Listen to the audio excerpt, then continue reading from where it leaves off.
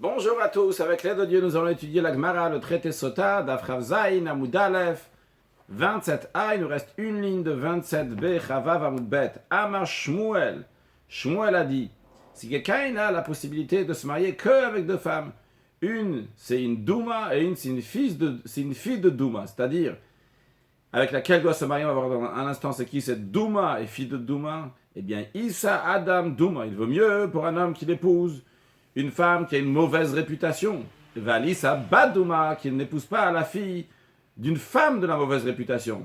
Donc c'est pas obligé qu'on parle d'une femme et sa fille, la même maman et sa fille de cette maman. Ça peut être une femme qui a une mauvaise réputation et la fille d'une autre femme ou de cette femme qui a une mauvaise réputation. Il a le choix de se marier juste entre les deux. Laquelle il doit prendre? Après Shmuel, il doit prendre la Douma. D'où vient cette expression de Douma?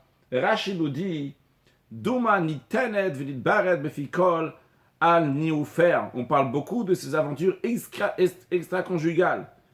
Rashi nous dit que le mot Douma, lachon kalasa, ça vient de la même expression qui est dans le prophète Yecheskel, là-bas il y a écrit kalasa, donc il veut dire kalasa veut dibour, donc la parole. Qui est d'Amrin ben Nida, comme on dit dans Nida, là-bas on raconte une histoire, une femme qui est venue chez Rabbi Yochanan, il me semble. C'est ça, chez Rabbi Yochanan.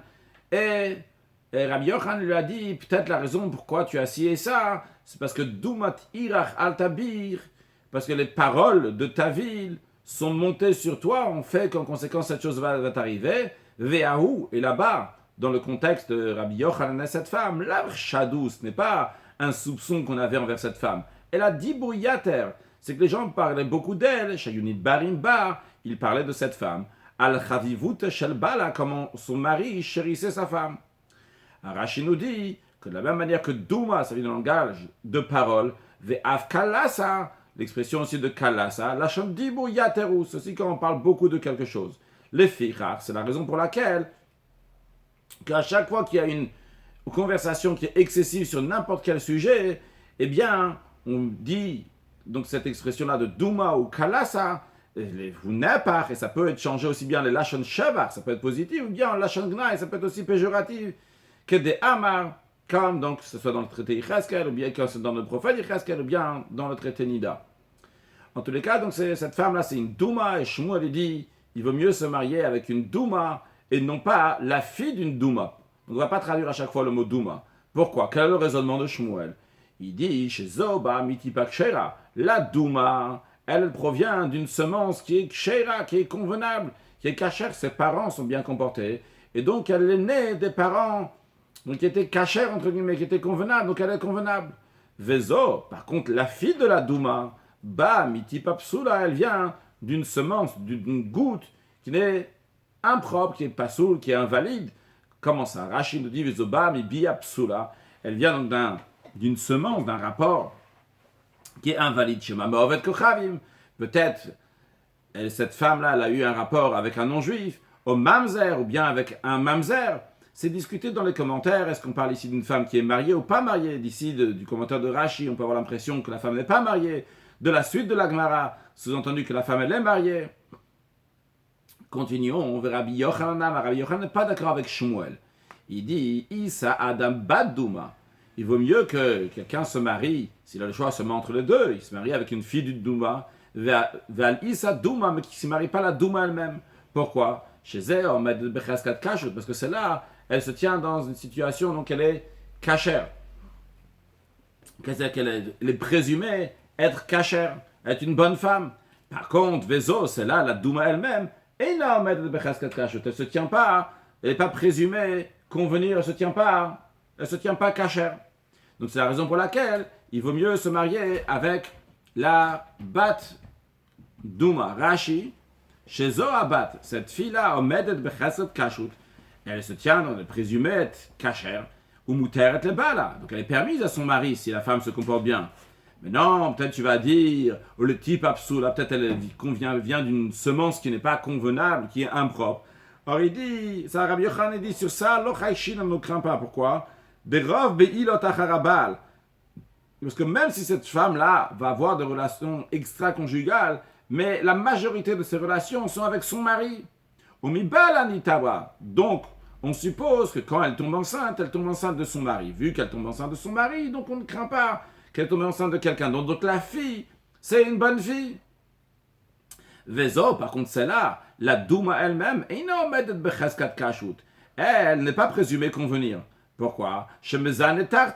Parce que elle va faire l'adultère lorsqu'elle est sous son autorité, c'est alors qu'elle est mariée.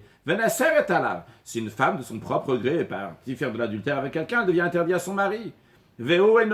Alors que lui, il n'est même pas au courant, il ne voit pas. Elle ne divorce pas. Ou Baalea, donc il continue à avoir des rapports avec elle. Alors que c'est interdit, vu qu'il a eu des relations extra-conjugales de sa propre volonté. C'est la raison pour laquelle que Rabbi Yochanan dit qu'il vaut mieux se marier avec la fille de la Douma.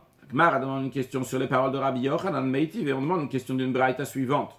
La braïta nous dit no, c'est Adam Douma. Un homme peut épouser une femme qui a une mauvaise réputation. Donc c'est contradictoire avec ce que Rabbi Yochanan a dit. Il faut se marier avec la Bat Douma, la fille d'une Douma.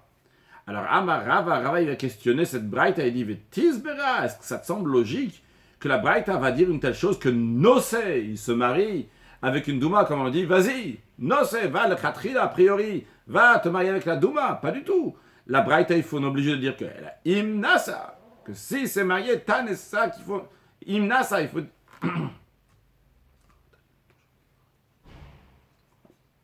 Il faut dire que si c'est marié avec la Douma, à ce moment-là, il peut rester avec elle. Mais c'est pas un lechatrila, c'est un peu diable. Si c'est marié, il peut rester avec elle. Or, vu que tu es obligé de changer dans la braïta et dire Imnasa, si c'est marié avec elle, il peut la garder. Et non pas dire Nosé Adam. Alors, il te dit, dans ce cas-là, déjà, Taninami Bat Douma. Continue à changer encore dans la braïta. La braïta est erronée. Pas seulement ce qui est écrit au début sur l'expression de Nosé et qu'il faut changer avec Imnasa, mais aussi quand il y a écrit Douma, il faut changer, il faut dire Bat Douma, la fille d'une Douma. Donc, dans les mots, Tanenami Bat Douma, il faut dire aussi la fille d'une Douma, comme Rashi nous explique. Rav, il a demandé la question sur cette braïta qui est erronée, parce que comment est-ce possible de dire que la braïta va te dire marie-toi avec une Douma?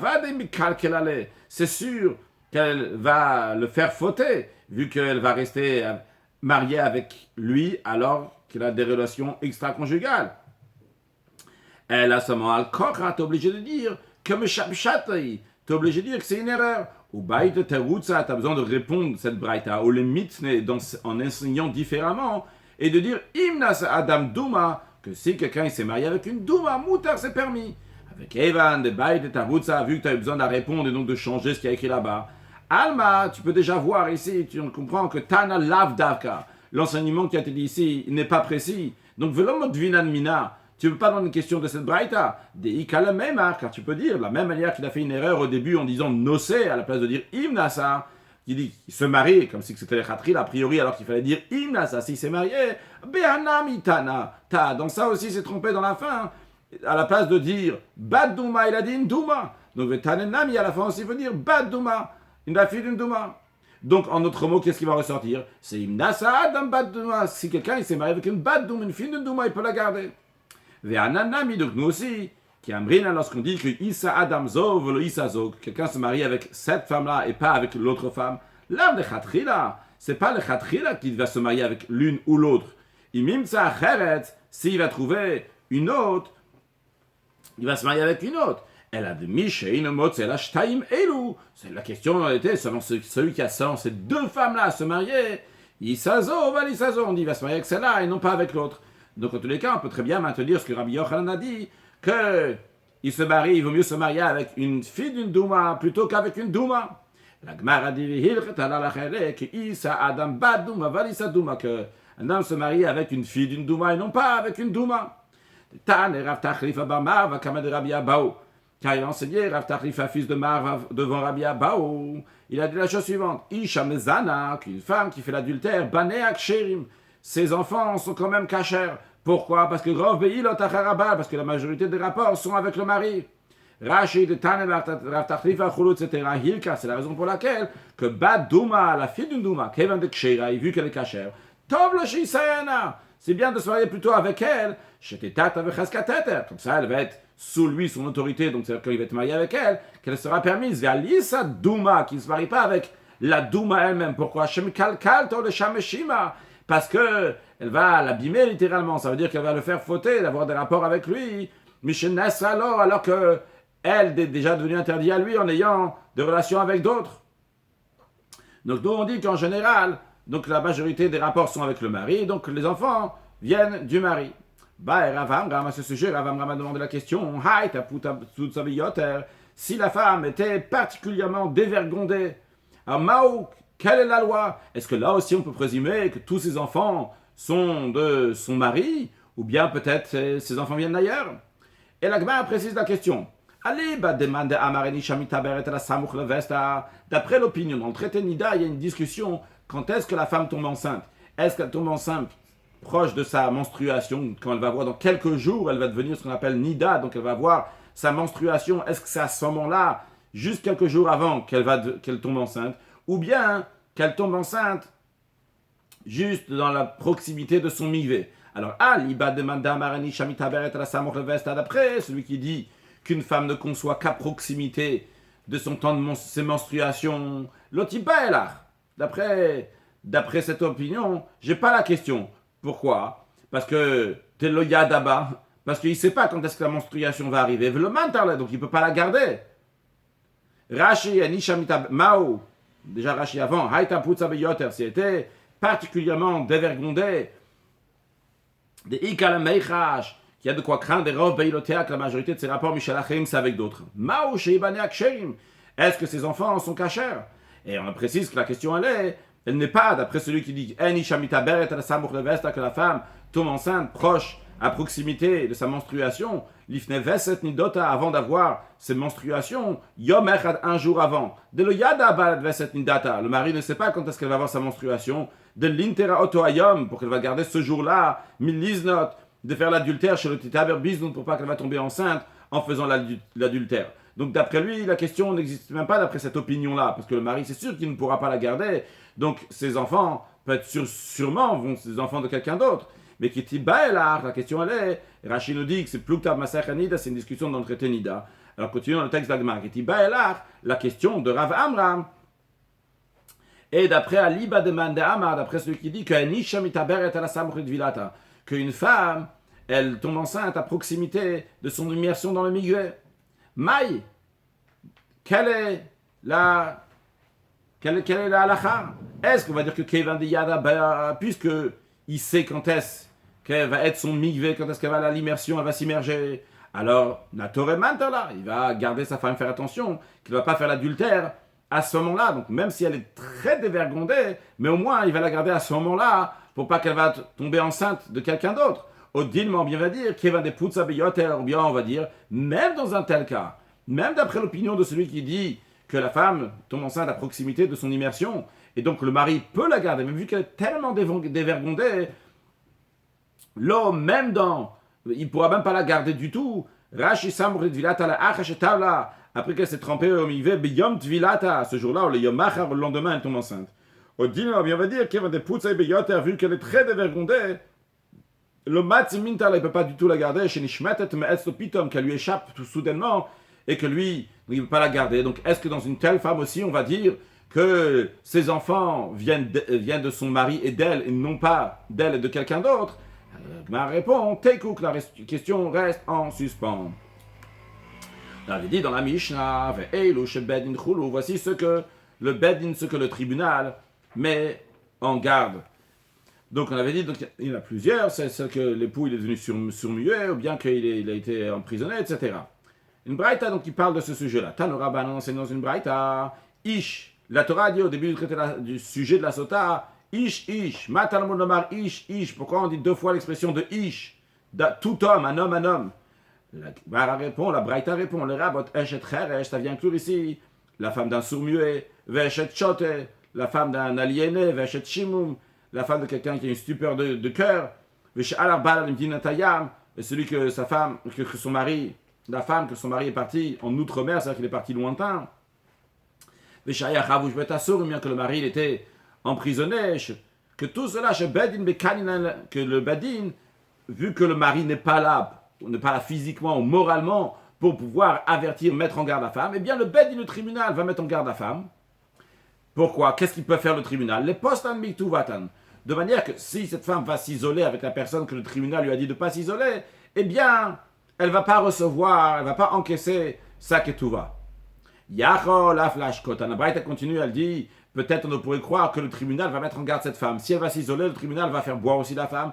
Talmud Lomar, le verset il dit, Vehevia ishetishto, que l'homme va amener sa femme pour boire les eaux amères. Donc il n'y a que l'homme qui peut amener sa femme pour boire les eaux amères et non pas le Bedin, le tribunal.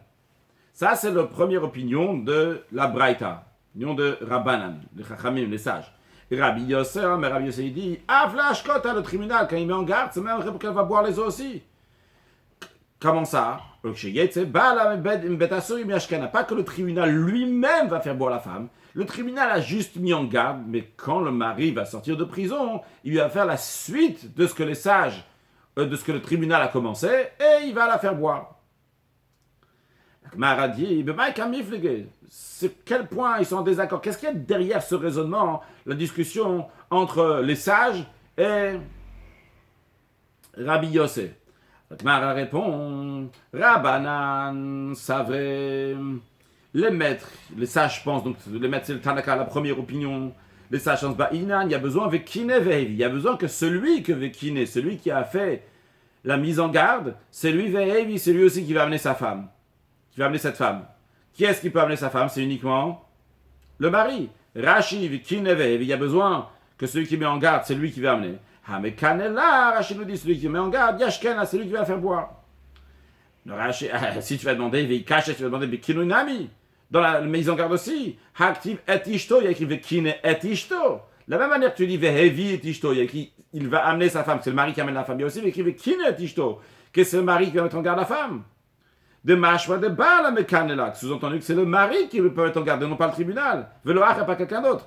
Et justement, le fait qu'au début de la section de Sota il écrit ish, double fois homme, c'est pour nous dire que c'est pas seulement le mari qui peut le faire, c'est aussi le tribunal. Mais ça, c'est uniquement pour le kinouï, pour la mise en garde, et non pas pour l'amener à boire. Ça, c'est l'opinion, donc, dans le cas de Rabbanan.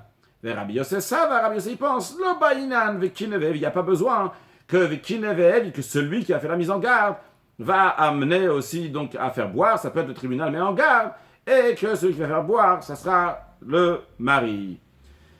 Tano Rabbanan enseigné dans une braïta, il y a écrit à la fin de la section de la Sota, Shatiste Isha Tachatisha. Voici la loi de la femme qui va se dévier, il va dévier du droit chemin lorsqu'elle est sous son mari. Rashi nous dit, Shatiste Isha Tachatisha, Rashi nous dit que ce verset-là, Krayeteraou, c'est un verset qui est en plus. Pourquoi il est là? Les drachas, c'est pour qu'on va l'interpréter, pour apprendre quelque chose. Où est-ce qu'il se trouve? Sauf à page, à la fin de la section de Sota, il y a écrit Zot Torah Taknot. Ceci, l'enseignement, les lois donc de Knot, de mise en garde, qui sont liées aux femmes Gomer, etc. Pourquoi ce verset-là? Le Maïhilcheta, pour quelle loi? À quoi ça sert? Le Hakish Ish le Isha ve Isha le Ish. C'est pour comparer l'homme à la femme et la femme à l'homme. Le Maïhilcheta, pour quelle loi? Il y a besoin de cette analogie de comparer l'homme à la femme et la femme à l'homme. Alors, on va voir ici 3 explications qui ne sont pas contradictoires. Chacun donc donne un exemple. Rav Shachet dit que de la même manière que si le mari était aveugle, il ne peut pas faire boire sa femme les eaux de la Sota. Dit-il parce qu'il est écrit, il y a écrit, et cela a été caché des yeux de son mari. Il faut que ça soit caché des yeux du mari. Il faut que le mari puisse voir pour que ça soit caché de ses yeux. Si le mari est aveugle, il n'y a rien qui est caché de ses yeux, il ne peut pas faire boire sa femme. Car même si elle, la femme, était aveugle, elle ne buvait pas les eaux. Encore une deuxième chose, Ravashi dit de la même manière que si la femme elle est boiteuse, ou bien si elle n'a pas de main, elle ne buvait pas, dit-il, car elle est écrit, on tourne la page, va faire tenir, il va mettre la femme devant Hachem, il va mettre sur ses mains la mincha, l'oblation, il va mettre sur ses mains de la femme. Donc on voit en tous les cas qu'il la met debout, donc elle ne peut pas être boiteuse, elle se tient debout, elle vient à la capelle, mais sur ses mains, donc pas qu'on a les mains coupées.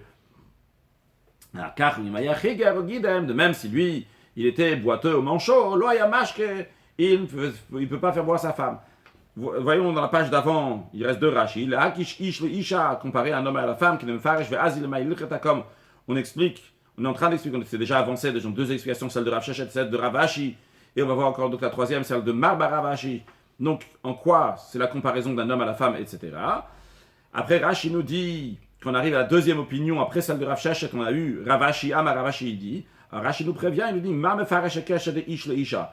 Ravashi montre comment donc le rapport, l'analogie entre l'homme et la femme, que si lui il est aveugle, de la même manière il ne peut pas faire boire sa femme, de la même manière si la femme elle est aveugle, il ne peut pas la boire. Umar est maître, donc Ravashi mefaresh kesher de isha le ish, il explique donc l'analogie de la femme à l'homme, velo pligim, ils sont pas machloket, Ravashi et Rav Sheshet. Voyons là dans le Rashi donc de la page Rav Zayin Amud Bet, le fait qu'il y a écrit que le Kohen va faire tenir la femme, donc velo chigeret, il ne faut pas que la femme soit boiteuse. Il y a écrit Venatana Kaper, il va mettre sur ses mains velo gidemet, il ne faut pas qu'elle soit gidemet, ça veut dire gidemet, tout atiadaim, qu'elle a les mains qui sont coupées. De la même manière aussi, si le mari c'était un manchot, donc il a les mains coupées, eh bien lui aussi il ne pourra pas faire boire sa femme. Encore une troisième exemple, donc dans lequel on voit la comparaison entre l'homme et la femme. Mar Rav Ashi Amar, Keshem Sheilemet Lo Aitashot, de la même manière que si la femme, elle était muette, elle ne peut pas boire, dit-il qu'elle est écrite Amra Aisha Amen Amen, après que le Kohen, il lui dit les malédictions qu'il va y avoir, etc., si elle s'est mal comportée, elle dit Amen Amen. Le fait qu'elle dise Amen Amen, il faut qu'elle ne soit pas muette, elle puisse parler. De la même manière que si elle était muette, elle ne peut pas boire les eaux, car Imhu Aya Ilem, de même si lui, il était muet, loaya mashke, il ne pouvait pas faire boire sa femme. On va conclure avec une halakha dans Shulchan Aruch Even Ezer Siman Dalet halakha Tedvav, dans la loi de Pirya Veriga.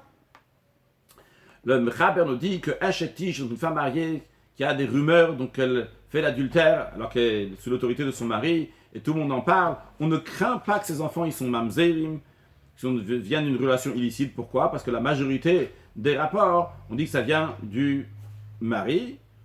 Donc il continue, etc. Alors, en tous les cas, il concerne après si on peut se marier avec elle. Alors, elle-même, on la soupçonne donc d'être une prostituée. Un Kohen, donc, il n'a pas le droit de se marier avec elle. Et en Israël, s'il veut s'éloigner du kiur, donc de quelque chose qui est sale, donc il ne va pas se marier avec elle non plus. Et s'il était très poutzabeyoter, s'il était très dévergondé, eh bien, même sur les enfants, on remet quand même, on a un doute sur les enfants aussi, donc ce qui vient avec ce qu'on a dit dans l'Agmara, qu'il vaut mieux se marier avec une bat douma plutôt que se marier avec une douma. Un sujet de chassidut, nous avons parlé de tipa ksheira, de tipa psula, d'une semence, d'une goutte qui est pas soule, qui est cachère, etc. Un sujet qui est lié, c'est lointain, mais on peut voir aussi donc l'influence des parents sur les enfants. Dans la chassidut, c'est expliqué la différence entre Avraham, Yitzhak et Yaakov. Avraham, il a eu Ishmael Yatsa Mimenu qui est sorti de lui. Et Yitzhak, il a eu Esav Yatsa Mimenu qui est sorti de lui. Et Yaakov seulement, il a eu 12 enfants qui étaient cachés et tzadikim. Comment ça se fait? Chassidut s'est expliqué, je me rappelle avoir appris ça il y a longtemps, je ne sais pas où exactement, mais que Avraham, lui, vu qu'il venait de Terach, donc Terach lui-même, c'était pas un grand tzadik, donc la tipa, la goutte qu'il a donnée, donc c'était pas une tipa qui était la semence, c'était pas une semence qui était extraordinaire. Donc la raison pour laquelle, que dans Avraham, il restait encore, il y avait aussi du mal, et ce mal-là, Yatsa Mimenu, il est sorti de Avraham, il est sorti donc en s'exprimant par Ishmael. De même Yitzhak, vrai que Yitzhak il est né de Avraham, qu'Avraham c'était un grand tzaddik, c'est le premier des patriarches, mais finalement Avraham il s'est converti à 75 ans. Avraham lui-même il vient de Terach, et Avraham il s'est circoncis à 99 ans, il ne s'est pas circoncis à 8 jours. C'est la raison pour laquelle donc, son fils qui est venu, il est Yitzhak, il avait aussi quelque chose donc, de négatif à l'intérieur de lui. Et cette chose de négative, Yatsa Mimenu est sortie de Yitzhak par Esav. Par contre, Yaakov qui est né d'un père qui s'est circoncis à 8 jours, eh bien, il avait cette shlemut, cette perfection, qu'aussi ses enfants, tous, va sortir de lui entièrement cachés. Donc, l'importance de la cachoute, c'est pas pour pleurer, pour qui que ce soit va pleurer sur le passé, sur son passé, ou sur le passé de quelqu'un d'autre, mais c'est pour savoir pour nous-mêmes l'importance de ce que ça a, une tipa kshera, une goutte qui est cachée dans sa même, combien cachère, comme celle donc que Yaakov a donné à ses enfants, que chacun donne, comme Yaakov l'a donné à ses enfants, et que finalement, de la même manière qu'on voit que Yaakov, avant de quitter le monde, il a dit à ses enfants que peut-être qu'il y a un qui n'est pas bien dans le droit chemin, et que ses enfants, ils ont dit non, de la même manière que dans ton cœur, il n'y a que Echad, de la même manière dans notre cœur, il n'y a que Echad, que chacun aussi, il a des enfants qui sont comme les enfants de Yaakov, tous ksherim, mitato shleima, réussir à donner une bonne éducation, des enfants qu'on pourra être fiers de montrer devant Mashiach. Now, excellente journée.